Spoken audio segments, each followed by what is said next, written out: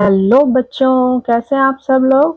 बेटा आज आपकी है पाठ जो है आपका 7 है। इसमें नई कविता है मत बांधो। ठीक है, क्या नाम है कविता का? मत बांधो। इसको आज हम पढ़ेंगे। इसके किस चीज के बारे में ये बताया गया है। जैसे यहाँ पे आप चित्र देख रहे हैं, इसमें क्या है, कितने सारे पक्षी जो उड़ रहे हैं। कैसे उड़ रहे हैं, थोड़ा सा नीचे देखेंगे।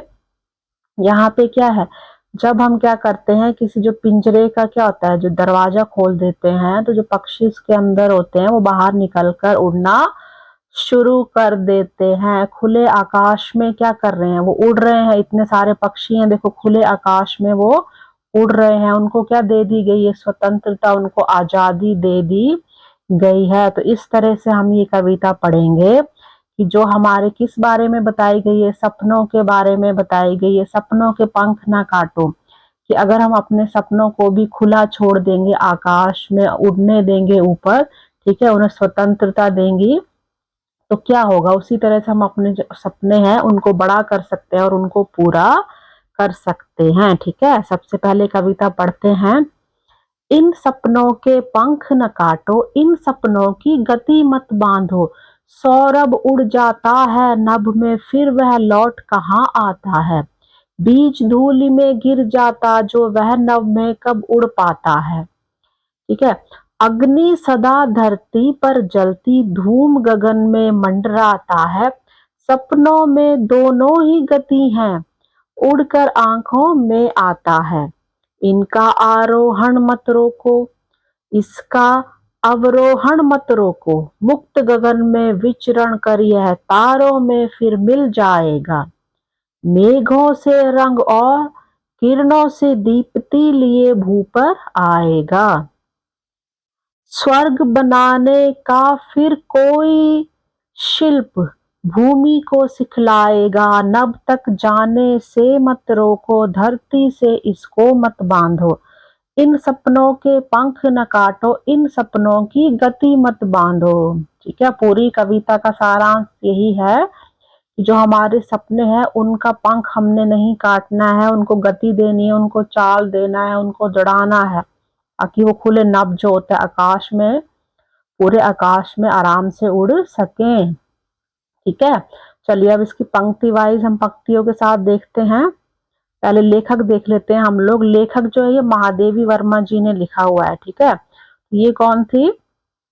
सुप्रसिद्ध कवियत्री थी जो महादेवी वर्मा थी। इनका जन्म हुआ था उत्तर प्रदेश के फर्रुखाबाद में हुआ था, और इन्होंने छोटी सी उम्र से ही कविता लिखना आरंभ कर दिया था। बच्चों के लिए उन्होंने 12 मासा, आज खरीदेंगे हम ज्वाला, अब चिड़िया, अब यह चिड़िया कहाँ रहेगी, जैसी अनेक कविताएं उन्होंने लिखी। इसके अलावा उन्होंने भावपूर्ण गद्य, मेरा परिवार, अतीत के चलचित्र, स्मृति की रेखाएं तथा पथ के साथी की भी रचना की। और उनके द्वारा कई जो गद्य हैं वो चरित्र पाठकों को याद रह जाने वाले हैं। निहार, रश्मि, नीरजा, सांदेगी, दीपशिखा, ये सारे उनके चर्चित क्या हैं, कविता संग्रह है। उन्हें भारतीय ज्ञानपीठ पुरस्कार से भी सम्मानित किया गया है। और ये बहुमुखी प्रतिभा संपन्न जो महादेवी वर्मा थी, एक चित्रकार भी थी।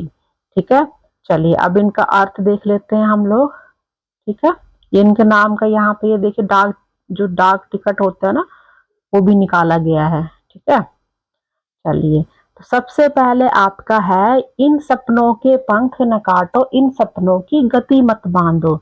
तो गति होती है किसी चीज की गति, चलना, धीमा तेज करना, गति होती है चाल। ठीक है, तो इसमें क्या बताया गया है कि कवि क्या कहता है कि जो किसी के भी जो सपने हैं उनको बांधना या रोकना नहीं चाहिए। ठीक है, यदि हम अपने सपनों की स्वतंत्रता छीन लेंगे तो वो पूरे नहीं हो पाएंगे। मतलब जो भी हम सपने देखते हैं उनके पंख को अगर हम काट देंगे तो वो उड़ नहीं पाएंगे।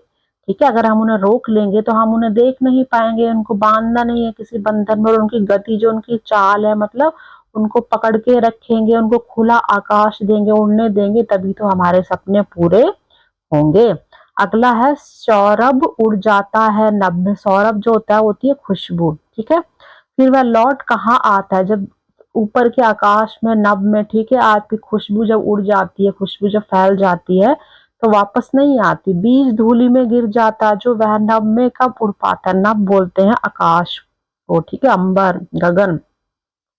ठीक है। सौरभ इसमें क्या, खुशबू तो क्या होता है, जो खुशबू होती है, ठीक है, जब वो क्या होती है आकाश में फैल जाती है, चारों तरफ आपके आसपास फैल जाती है, तो वह कभी भी लौट कर वापस नहीं आती है। उसी तरह अगर जो कोई बीज है उसको हम मिट्टी में गिरा दें या मिट्टी में गिर कर क्या होता है वो अंकुरित ना हो, ठीक है, अगर जो बीज है उसको हम मिट्टी में डाल दें और उसके से कोई वृक्ष ना निकले, कोई पेड़ ना बने, तो वह फूले, अंकुरित, पहले अंकुरित होता है ना, फिर उससे पेड़ निकलता है। अगर वो बीज अंकुरित नहीं होगा तो उससे कभी भी वृक्ष नहीं बन पाता। मतलब कहने का यही तात्पर्य है कि जब तक आप खुद को मौका नहीं दोगे सपने देखने का, आपको स्वतंत्रता आजादी नहीं मिलेगी, तो आप सपने देख नहीं पाएंगे। तो इस तरह से इसके बताया गया उदाहरण के साथ कि जब खुशबू वापस दोबारा लौट के नहीं आती और अगर बीज मिट्टी में गिरकर वो अंकुरित ना हो तो वो कभी भी वृक्ष नहीं बन पाता। तो कवि के कहने का तात्पर्य यही है कि यदि अवसर, अगर हम आपसे अवसर और आपकी स्वतंत्रता जो आजादी होती है वो छीन लेते हैं, तो जो आपके सपनों की उड़ान है असंभव हो जाती है। आप सपने नहीं देख पा सकते और ना ही उन्हें पूरा कर सकते हो। आगे है, अग्नि सदा धरती पर जलती, अग्नि होती है आग, ठीक है, हमेशा धरती पर जलती है, धरती होती है भूमि। धूम गगन में मंडराता है, धूम बोलते हैं धुआं, ठीक है। सपनों में दोनों गति है, उड़कर आंखों में आता है। मतलब अग्नि जो है हमेशा कहाँ है, आग जो है हमेशा वो धरती पर जलती है, लेकिन जो धूम क्या हो गया, उसका जो धुआं हो गया वो हमेशा गगन हो गया, आकाश, नभ गगन आकाश अंबर, ठीक है। लेकिन उसका जो धुआं है आपने देखा होगा आकाश तक पहुंच जाता है जब कहीं भी आग लगती है। तो ठीक उसी तरह जो हमारे सपने होते हैं उनको भी ऊपर उठने के लिए, ऊपर उठना मतलब आकाश के जैसी, जो उदाहरण दिए गए, तुलना की गई, आकाश के जैसी ऊंचाइयों तक पहुंचने के लिए उनको क्या होता है, धरती से जुड़कर, पहले तो आप धरती जो हमारी भूमि है से जुड़कर जो व्यवहारिक बनने, दोनों शक्ति, मतलब दोनों उसमें ये चीजें विशेषताएं होती हैं। मतलब सपने कहाँ है, जो हमारी कल्पना, जो हमारी इमेजिनेशन है उसमें सपनों का, कल्पना में क्या होता है जन्म होता है, और फिर उसके बाद वो हमारी आंखों में, जब हम सपने वाले हम सोचते हैं ना, कल्पना में इमेजिन करते हैं कि ऐसा होगा या ऐसा, फिर उसके बाद हमारी आंखों में वो सपना क्या अपना रूप लेता है, आंखों से जब हम देखते हैं उसको कि ऐसा हो सकता है तो उसमें उसका रूप बनकर आता है। तो उसी तरह क्या होता है, जो सपने हैं इनमें दोनों ये विशेषताएं होती हैं कि पहले वो जन्म लेता है, कल्पना से उड़ान भरता है, फिर उसके बाद वो आकाश तक पहुंचने के लिए उसका क्या लेता है, रूप लेता है। तो उसी तरह ये बताया गया है कि जैसे आग धरती पर पहले जलती है, फिर इसका धुआं चारों तरफ आकाश तक फैल जाता है, ठीक है। आगे है, इसका आरोहण, आरोहण मत रोको, आरोहण होता है ऊपर बढ़ना या आगे बढ़ना किसी चीज का, ठीक है, अवरोहण होता है नीचे आना। इसका आरोहण मत रोको और इसका अवरोहण मत बांधो। मतलब ऊपर उठने का जो तरीका है सपनों का, जो उसका आरोहण है और जो अवरोहण है, ठीक है, उसको नीचे आने की जो स्वतंत्रता है, उन्हें किसी बंधन में मत बांधो, नहीं तो वरना वे अधूरे रह जाएंगे। वो जो सपने हैं हमारे वो पूरे नहीं हो पाएंगे। मतलब सपने उड़ेंगे, पहले हम सपने देखेंगे, ठीक है, फिर वो सपने आगे बढ़ेंगे, फिर वो पूरे होंगे। तो हमें क्या, ना तो हमें उन्हें क्या करना है उठने से, और जो नीचे आने की क्या है, उठने से उन्हें रोकना नहीं है, और जो नीचे आने की स्वतंत्रता आजादी है उनको उनके बंधन में नहीं बांधना है, किसी भी बंधन में नहीं, मतलब रोकना नहीं है उन्हें, ठीक है। आगे की जो पंक्तियां हैं वो है, मुक्त गगन में विचरण कर, मुक्त हो गया फ्री स्वतंत्र, गगन आकाश हो गया, विचरण घूमना, ठीक है, फिरना। तारों में यह मिल जाएगा, जब ये आजादी से आराम से घूमेगा तो ये तार ऊपर आकाश में जाके क्या होगा, जो तारे हैं, ठीक है, आसमान है, वहां पे क्या तारों के साथ ये मिल जाएगा, ठीक है। मेघों से रंग और किरणों से, मेघ होते हैं बादल, मेघ जो बादलों के साथ क्या उनके रंग लेगा, किरणों से उनका प्रकाश लेगा।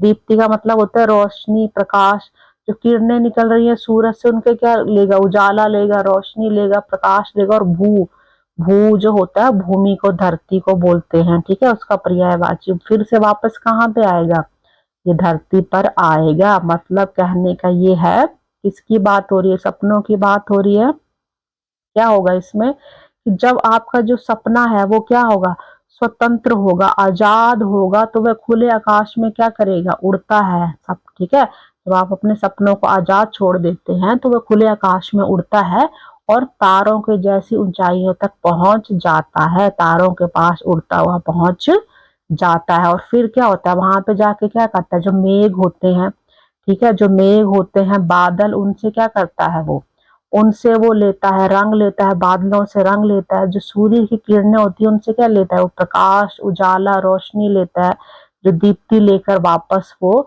धरती पर लौटता है। क्यों लौटता है, क्योंकि उसको क्या करना है, क्यों वापस आता है, क्योंकि उसको जीवन को सुंदर और उज्जवल बना देता है वापस आकर।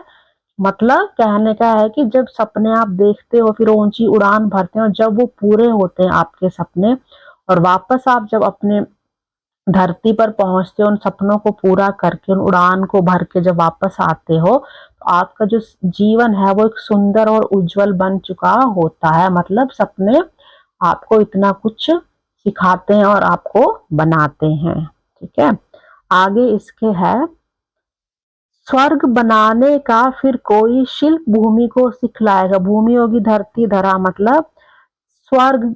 क्या बात है, आपका जो जीवन है वो कैसा बन जाएगा, आपका स्वर्ग के जैसा। कहते हैं ना, स्वर्ग बहुत अच्छा होता है। तो जब स्वतंत्र, और शिल्प का मतलब यहाँ पे हो गया स्वतंत्र और किसी चीज को रचनात्मक, क्रिएटिविटी से करना। ठीक है, सपने आप देखोगे तो आप में क्या है, क्रिएटिविटी आएगी, रचनात्मक चीजों से आप चीजों को करोगे। ठीक है, तो स्वतंत्र होकर रचनात्मक जो सपने हैं वो धरती पर क्या दिखाते हैं, आपको स्वर्ग बनाने का मार्ग दिखाते हैं, स्वर्ग बनाने का आपको रास्ता दिखाते हैं। और इससे क्या होता है, जो समाज है उसको सुंदर, समृद्ध और शांतिपूर्ण बनाने की प्रेरणा देते हैं। मतलब वो आपको, जो जिस तरह से कोई शिल्प है, ठीक है, जिस तरह शिल्पकार क्या होता है, किसी चीज की रचना करता है, बनाता है, तो वो उसको कैसे बनाता है, वो उसको सोचता है ना, पहले अपनी कल्पना से बनाएगा। तो उसी तरह क्या है, आपने अपने सपनों को आजाद किया है, उनको रचनात्मक ढंग से सोचा है, तो आपको किस चीज का रास्ता मिलता है, धरती को एक स्वर्ग बनाने का रास्ता आपको मिलता है। ठीक है, नभ तक जाने से मत रोको, धरती से इसको मत बांधो। मतलब नभ हो गया आकाश तक, ऊपर हम देख चुके हैं। जो सपने हैं, सपनों को ऊंचाइयों तक उड़ने से मत रोको, उन्हें हमने रोकना नहीं है, बांधना नहीं है। हमारी कविता का नाम ही मत बांधो, मत रोको। ठीक है, उन्हें केवल धरती तक सीमित मत रखो। सिर्फ आप उनको, जैसे हो ना, धरती तक जब उसका जन्म हुआ है आपकी कल्पना में सपनों का, तो आपने आंखों में उनको देखना है, उनको आकाश में खुला छोड़ना है, आजाद करना है, तभी वो पूरे होंगे। जब आप उनको पूरी स्वतंत्रता दोगे तभी वो आकाश में उड़ेंगे। आप उनको आकाश में उड़ने दो, जाने दो, तभी आपके सपने जो है वो पूरे होंगे। उनको मत रोको, उनको मत बांधो। और अंत की जो दो पंक्तियां हैं, इसमें क्या, इन सपनों के पंख न काटो, इन सपनों की गति मत बांधो। मतलब ये जो आप सपने देख रहे हैं, फिर से कभी जो लास्ट की दो पंक्तियों में कह रहा है कि जो सपनों की जो आपकी उड़ान है और जो गति है, जो उसकी गति है, जो उसकी चाल है, उसको कभी मत रोकना। ठीक है, तो सपनों की जो स्वतंत्रता, मतलब जो आजादी है, वो ही जीवन के आपकी सच्ची शक्ति है। आप उनको आजाद करोगे, सपनों को बांधोगे नहीं, उनको उड़ने दोगे खुले आकाश में, तभी तो वो पूरे होने की इच्छा रखेंगे, तभी वो पूरे होंगे। ठीक है, तो इस तरह से आपकी कविता थी। इसका छोटा सा एक सारांश हम लोग देख लेते हैं। ठीक है, मतलब क्या है इसमें कि कवि कहना चाहता है, क्या कहना चाहता है कवि, कि जो भी आपके हैं सपने हैं, उनको क्या, स्वतंत्रता दो, अपने सपनों को स्वतंत्रता दो, उनकी उड़ान मत रोको, उन्हें मत बांधो। क्योंकि जो सपने हैं वो तभी पूरे हो सकते हैं जब उन्हें आप स्वतंत्र रूप से, ठीक है, कल्पना से वास्तविकता तक जाने दिया जाए। मतलब पहले तो आप कल्पना करोगे, इमेजिन करके सपना सोचोगे, फिर उसको सच्चाई, जो वास्तविकता है, रियलिटी है, उसको तभी रियलिटी होगी जब आप पहले इमेजिनेशन करोगे, जब सोचोगे, तभी तो आप सपना पूरा करोगे। ठीक है, यदि आप उन सपनों को बांध दोगे, उन्हें रोक दोगे, तो उनका जो महत्व है और जो शक्ति है वो समाप्त हो जाएगी, वो खत्म हो जाएगी। यदि आप जो सपने हैं उनको स्वतंत्रता मिले, तो वह ऊंचाइयों तक क्या होता है, पहुंचकर जो हमारी धरती है उसको भी सुंदर बना सकते हैं। यदि हम उन्हें रोकेंगे तो जो हमारी प्रगति है, जो सृजन है, उसकी राह बंद हो जाएगी। मतलब तात्पर्य क्या है, जो बड़े बड़े लोग, आप लोग सपने देखते हैं कि हमें डॉक्टर बनना है, साइंटिस्ट बनना है, हम ये रिसर्च करेंगे, हम ये अपने सोसाइटी, समाज के लिए, देश के लिए काम करेंगे। पहले आप सोचते हो ना, आप सपना देखते हो, जब आप सपना देखोगे, उसको आप आजादी दोगे, तभी तो आप पूरा कर पाओगे उस चीज को। ठीक है, तो कवि का यही संदेश है कि हमें दूसरों की स्वतंत्रता अपनी तो रखनी है, लेकिन जो दूसरों की भी स्वतंत्रता, आजादी का सम्मान करना चाहिए। और प्रकृति में हमारे जो चारों तरफ जितने भी जीव हैं, चाहे इंसान है, जीव जंतु हैं, उन सबको आजादी से जीने देना चाहिए। इसलिए अपने जो सपने हैं, जो सपनों की उड़ान है, उनको मत बांधो, उनको मत रोको। ठीक है बच्चे, तो ये आपकी कविता थी। आगे के प्रश्न उत्तर हम नेक्स्ट एपिसोड, नेक्स्ट आपके वीडियो में करेंगे। ठीक है, चलिए, तो आपको ये वीडियो अच्छा लगा है तो इसको आप लाइक शेयर जरूर कीजिए। ठीक है बच्चे, थैंक यू वेरी मच।